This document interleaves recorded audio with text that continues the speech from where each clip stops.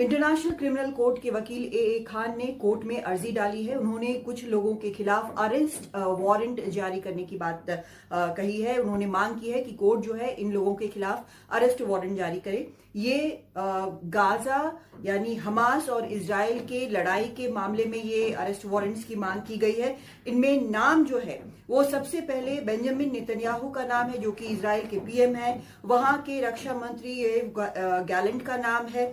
उसके अलावा उन्होंने हमास के याहिया सिनवर और मोहम्मद दियाब इब्राहिम अलमासी, जो कि अल-कासिम ब्रिगेड का चीफ माना जाता है, उसके खिलाफ, और हमास के पॉलिटिकल ब्यूरो का जो हेड माना जाता है इस्माइल हानिये, इन तीनों के खिलाफ उन्होंने अरेस्ट वारंट की मांग की है। इन सब पर 7 अक्टूबर को जो हमला हुआ, हमास के जो ये लोग हैं इन पर 7 अक्टूबर को इजराइल पर जो हमला हुआ उसके मामले में इनके खिलाफ अरेस्ट वारंट की मांग जारी की गई है। एप्लीकेशन उसमें डाला गया है।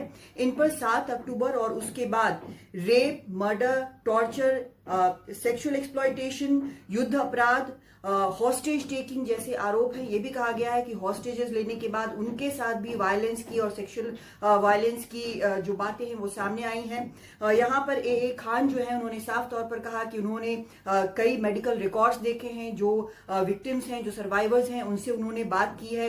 मौके पर गए हैं, कम से कम 6 ऐसी जगहों पर गए हैं जहां पर हमास ने 7 अक्टूबर को हमला किया था, और इन सब को देखने, समझने, पढ़ने के बाद वो इस नतीजे पर पहुंचे हैं कि ये सारे युद्ध अपराध हैं, मानवाधिकार का उल्लंघन है। और इन हमास के इन तीनों याहिया सिनवर, इस्माइल हानिये और मोहम्मद दियाब इब्राहिम अलमासी, इन तीनों के खिलाफ arrest warrant international criminal court को जारी करना चाहिए। और जो उन्होंने इजराइल के जो 2 नेताओं के खिलाफ बात की है उसमें नेतन्याहू और योव गैलेंट पर starvation, attack on civilian population जैसे युद्ध अपराध को लिस्ट किया गया है। उनका कहना है कि 8 तारीख से लेकर उसके बाद जिस तरह से इजराइल ने जवाबी कार्रवाई की है, यानी 9 अक्टूबर से अब तक एक वहां पर इलेक्ट्रिसिटी काटी गई, गाजा में पीने का पानी नहीं दिया गया, जो मानवीय सहायता जा रही थी उसको रोका गया। ये सभी चीजें जो हैं, और जानते बूझते हुए इस तरह से हमले करना कि आम नागरिकों के पॉपुलेशन को नुकसान पहुंचे, उनको इंजरी हो,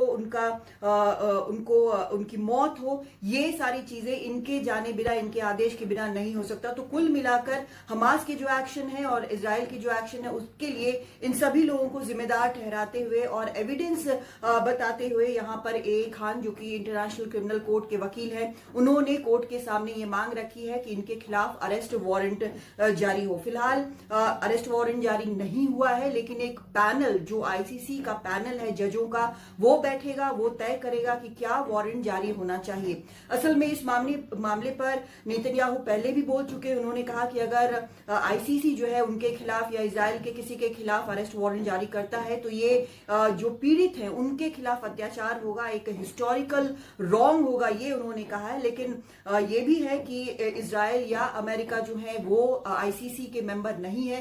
हालांकि आईसीसी का ये दावा है कि क्योंकि पैलेस्टाइन ने साइन किया हुआ है इसलिए वो उनका मेंबर है, इसलिए उनका जुरिस्डिक्शन जो है वो वेस्ट बैंक और कुछ जेरूसलम और गाजा पर बनता है, इसीलिए वो इस तरह का वारंट जो है वो जारी कर सकते हैं। तो फिलहाल अब इस पर जज विचार करेंगे कि वारंट जारी होता है या नहीं। दिल्ली से कादम्बिनी शर्मा, एनडीटीवी इंडिया।